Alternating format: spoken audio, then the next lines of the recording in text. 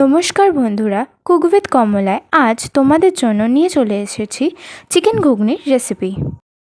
তো চলো এবার দেখে নেওয়া যাক এতে কী কী উপকরণের প্রয়োজন। এখানে আমাদের পরিমাণ মতো আদা রসুনের বাটা, কিছু পেঁয়াজ কুচি, দুটো লঙ্কা, কিছু টমেটো কুচি, আর আছে ধনে আর জিরের গুঁড়োর মিক্স, লঙ্কার গুঁড়ো, হলুদের গুঁড়ো, গোটা গরম মশলা, তেজপাতা, অল্প আলু কেটে নেওয়া আছে, আর আমি এখানে 300 গ্রাম চিকেন নিয়েছি। আর এখানে আগে থেকেই ঘুগনির মটরটা সিদ্ধ করে রেখেছি। সাইডে আমি কড়াইটা গরম বসিয়ে দিয়েছিলাম। কড়াইটা গরম হওয়ার পরে এতে পরিমাণ মতো তেল দিয়ে দিলাম। তেলটা গরম হওয়ার পর এতে তেজপাতা আর গোটা গরম মশলা দিয়ে দিলাম।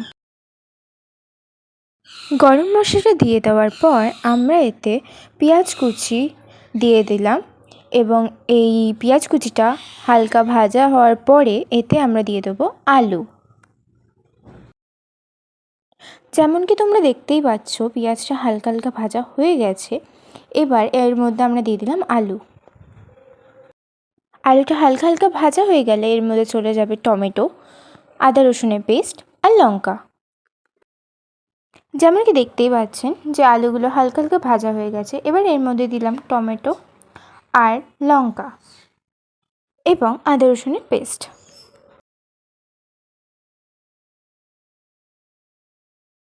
এর সাথে এর আগে যা যা মশলা দেখানো হয়েছিল, যেমন হলুদের গুঁড়ো, লঙ্কার গুঁড়ো, ধনে ও জিরের গুঁড়োর মিক্স, সব পরিমাণ মতো দিয়ে দেওয়া হলো। এই সমস্ত কিছু দিয়ে দেওয়ার পর এতে সামান্য পরিমাণ জল দিয়ে মশলাগুলোকে একটু কষিয়ে নিতে হবে।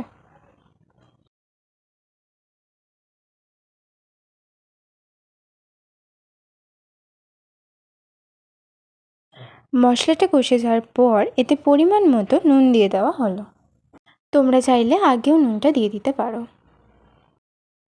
এবার এতে আমরা চিকেনটা দিয়ে দেবো। চিকেনটা এই সময় না দিলে এটা ঠিকমতো সেদ্ধ হবে না। চিকেনটা দেওয়ার পর এটাকে ভালো মতো একটু কষিয়ে নেওয়া হবে। যেমন কি তোমরা দেখতেই পাচ্ছ চিকেনটা ভালো মতোই কষে গেছে আর এর তেলটাও ছেড়ে দিয়েছে। এবার এর মধ্যে আমরা ঘুগনি মটরটা দিয়ে দেবো।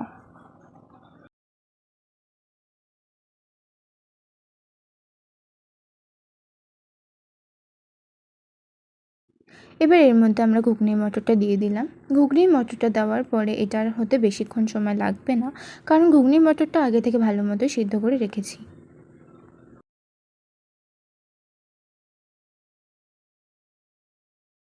এবার এতে আমরা পরিমাণ মতো জল দিয়ে দেব।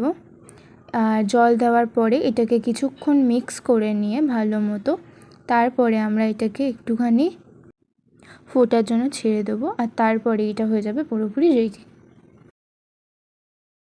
যেমন কি তোমরা দেখতেই পাচ্ছ আমার চিকেন ঘুগনি হয়ে গেছে তৈরি। ভিডিওটা ভালো লাগলে এই রেসিপিটা অবশ্যই ট্রাই করো, লাইক করো, শেয়ার করো, কমেন্ট করো এবং অবশ্যই চ্যানেলটাকে সাবস্ক্রাইব করো। আর সাথে বেল আইকনটাকেও ক্লিক করে দিও।